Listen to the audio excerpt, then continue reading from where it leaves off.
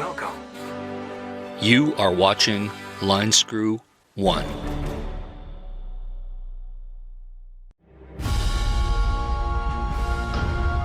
The United Kingdom versus the United States building codes. Unless you spent time in the United Kingdom in the homes, you'd be surprised that the building practices, codes, and regulations are very different. So let's explore that.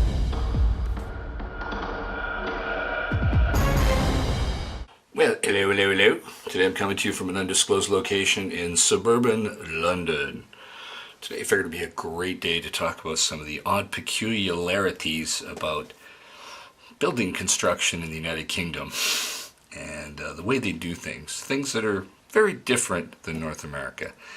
Things that make me go, And of course I've been talking to Carpenter about this because this is the house where he's living.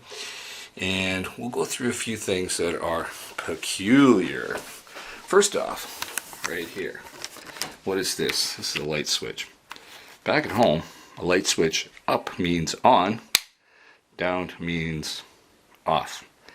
Here, up means off, down means on. Why is that? It's very peculiar. And it's not like it's just this one wired. No. All the switches around are like that. Let's go to the bathroom. Now I'm not going to show you the gory details about this, but toilets in the United Kingdom. The bowl design, let's just say, well, I can open the lid. The design of the bowl is such that when you do a bowel movement, probably 8 times out of 10, you're going to leave a skid mark because the bowls are not designed to efficiently evacuate waste. The shape of the bowl is not adequate. And we have several toilets in this house, and it's the same problem with all of them. Why can't they move to a properly designed toilet? Very odd. Now, I'm sure there are some better designed toilets than this one, but the question is, the water closet, the indoor plumbing, the indoor toilet was a British invention, so to speak. You figure they would have mastered it. Apparently, they have not mastered the crapper. Also in the bathroom, back in Canada decades ago, we used to have pull lights in the bathrooms. Here, pull lights are still a thing. I don't know why they can't just put, a light switch here. When it's dark and you're reaching into the bathroom, the first instinct is to feel for the light switch. Well, there ain't no light switch. It's pull string. Now, we're in a different bathroom here. We're going to talk about the 2 faucets. That is a British thing. And I know it has to do with the tanks. Separate water tank thingy. Very, very British, and a big pain in the ass when you're shaving because you want to get warm water. You don't want screaming hot. You don't want frigid cold. 2 taps. Of course, I know what you're going to say. You're going to say put a plug in there, which we do have.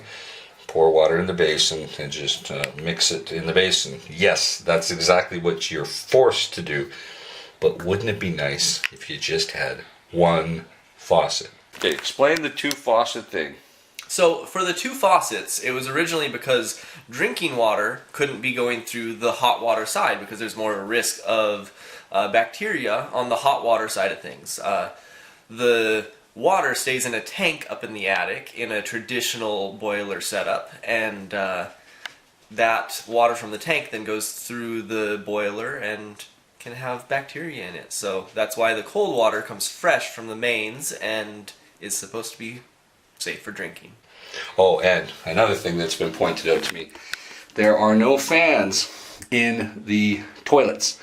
Apparently that is a dangerous electrocution hazard. Like the pull light, because God forbid if you had a switch, you could electrocute yourself. Now, they did get the sliding door partly correct. Just like at home, down means locked, up means open and unlocked. The reverse of what they're doing with the light switches. So they got that correct, but notice no screens in the frame. God forbid they put screens in here. It's like they don't have bugs in the United Kingdom. So there are no screens in the sliding door. Very peculiar. Now, let's talk about a smart thing. This is just a plug. Notice how they have switches. Switches on the plugs. So I guess they can eliminate phantom loads. That is probably smart, but not completely necessary. Okay, and what's up with front doors that don't have handles? It's very interesting. Yeah, I guess this is a handle. It's just not a knob. Yeah, well, that's what I mean. A handle that is a knob. No knob on the front door. Hey, this is a Yale brand. We have Yale brands.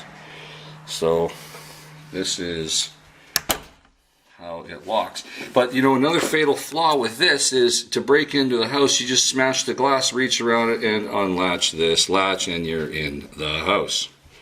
That is a big security weakness. Wow, is that special British lint? British lint. Wow, made by an American. Yeah. You should sell that on eBay. It goes on the inside. Yeah, well that's pretty common. Yep. But talk about that. This dryer doesn't have a vent at all, and so all of the moisture from the dryer goes into this tank that you have to empty out every time you dry your clothes. Wow, how much, like a typical load of, like, say, wet towels, that would probably fill it half up? Yeah, it gets about half full with about anything, really, it seems like. Wow.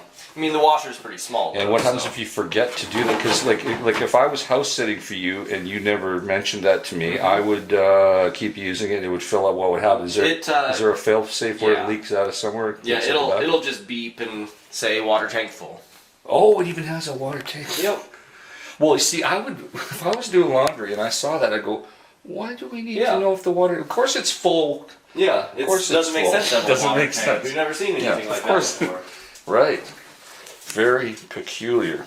Okay, this is a boiler. This is the water for the whole house. Yep, this is what heats up the water. Kind of like an instant hot water heater, but then it also has a tank. And what, 3, 4 gallons maybe? No, it has a tank upstairs. Oh, this feeds the tank up there. Yeah. Well, how does it communicate to make sure the tank stays warm? I'm not sure, actually. It definitely has a couple different computers, but I'm not sure exactly how. Other than having a thermocouple. So that's an instant. So you have unlimited hot water. You could. Not necessarily, because it has to. It goes from the tank that's in the attic to this, and then I don't really know how it works. But have you ever run out of hot water? Yes. Okay. We didn't have hot water the first couple of days we were living here because it wouldn't work. Oh, and you didn't know how to turn it on? Yeah, we could only turn it on temporarily. And it was a big pain. It seemed to be malfunctioning when we first got in here, until we just set the timer. We couldn't manually turn it on. Because if I was snooping around your cupboards and I saw this, I'd go, "What the hell is it?" Because it isn't even labeled. Yeah, it has a control panel, but you press things and nothing ever will happen. Right. Nothing. No lights will come on. So I'd go, "What kind of mini fridge is this?" Because it's a little smaller than a mini fridge. Yep. Wow, interesting. And that's your circuit breaker above the fridge where you cannot reach. You would have to be 6'5" with a long arm to be able to reach in there. So you pretty much got to get up on a chair. And wow, that is the craziest place to put a circuit breaker. Wow. I mean, it's nice and out of the way, but it's so inconvenient. Yeah, it is.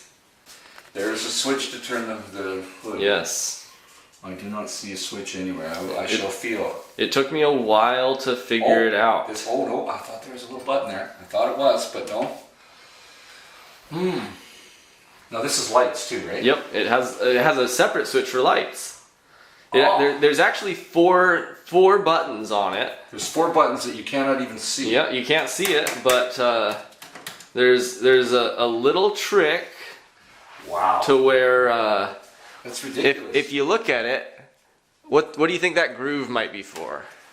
I don't know, because I feel nothing. Pull on the groove. Pull on the groove? Yeah. What do you mean pull on the groove? Pull it towards your face. Like this. Oh, it comes out. And then there's switches behind, maybe? No. There's not even switches behind. Oh, then what do I do now? Now the buttons are visible for me. Oh, for you they're visible. Ah! here. Okay. Lights and fan. Wow. You know what? That took me a while to find. I would have just given up and said, well, maybe it doesn't. Maybe it just lets it vent naturally without a fan. Yeah. I would have given up. Yeah, that took me a while to find. That's crazy. It's a cool design It's a if cool you know design. how to use it. Well, everything I guess is cool if you know how it works, but man, what a pain in the butt. Like, I would just give up. Yeah. How many days did that take for you to figure it? I think the second time that I tried, I figured it out. But you're kind of like really anal, where you're focused and you're determined. Yeah, I was very determined. Me, because I put this under, I can live without it. Yeah. And I'm too old to waste time on this. Yep. Wow, that is something. That one was ridiculous. Gonna figure out what we've done, what we need to do. Yeah, I got you, I got you, I got you.